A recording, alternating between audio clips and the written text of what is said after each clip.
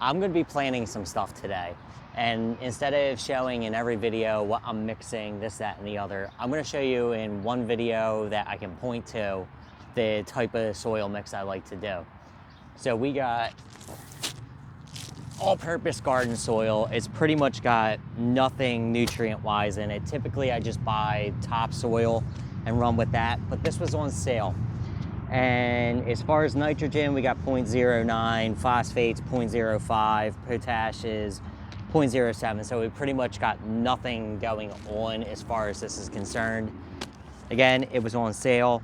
I was trying to save a little bit of money. We'll see how this works out compared to my typical, but it should be fine. Then I got black kale. I've been religiously using this since last year. I've been getting good results with it. This is 0.5, 0.5, 0.5. It's kale, composted kale crap. We're gonna use that. We'll also be using bone meal, blood meal. Blood meal is good for nitrogen. This is all your, green growth on your plants. This is going to be good for phosphorus. That's all your fruiting and your flowers. That stuff takes time to break down. It's got to break down in the soil, and as it releases, your plant takes it up, and that's that. So I don't measure either of those out. So I do 1 bag of black kale, then I do an equal part topsoil. Now these are 0.75, so 3/4 cubic feet. This is 1 cubic foot. So I'll have to do 1/4 of a bag, 1 1/4 bag of the Miracle-Gro to 1 bag of black kale. All right, so let's get our soils in the wheelbarrow here. Now, as with every video, I feel it's important to say that I am not an expert. I only started getting into this last year. As a kid, I was around it all the time. My parents grew stuff, big plots of land, growing vegetables and everything. They've always been growing flowers, so I'm not a complete beginner, but I'm only just starting to get into the technical aspects of this. So we got 1 bag of black kale here. We got to do a 1 1/4 of this. So I'm going to need 1 1/4 bag of this.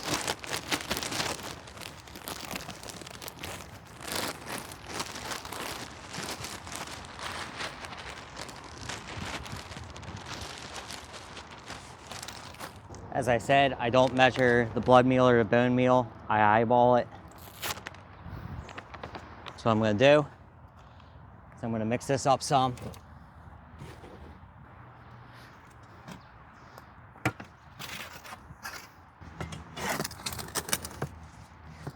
I just shovel it, break it, treat it like cake batter. I'm just going to take this, dust it in. I'll mix it up. I don't do a whole hell of a lot. I'll do the same for the bone meal.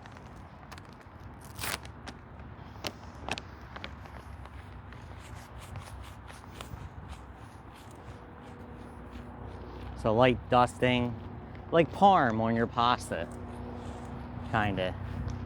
It's good enough. Now I'll work this into the soil.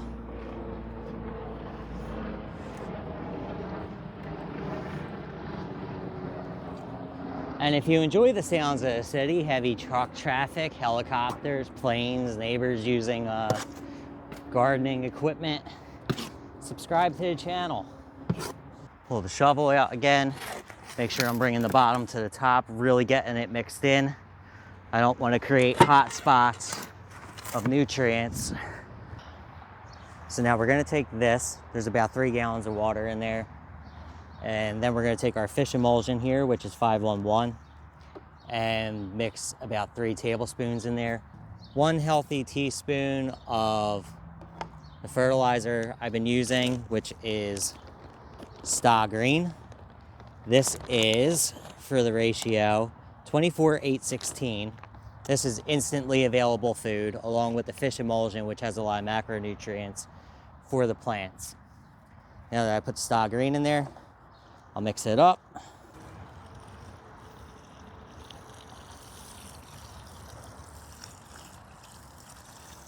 So let's mix it up and see where we are.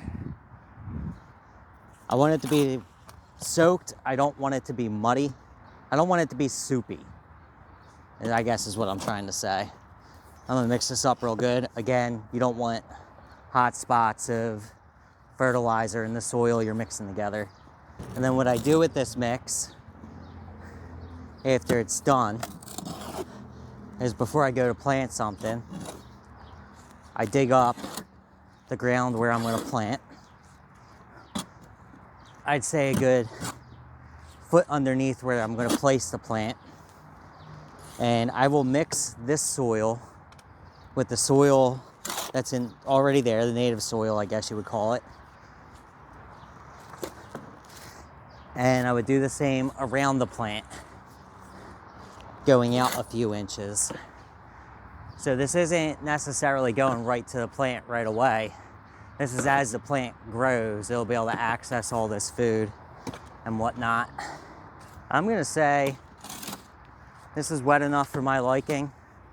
It's kind of like brownie batter at this point, a nice thick brownie batter.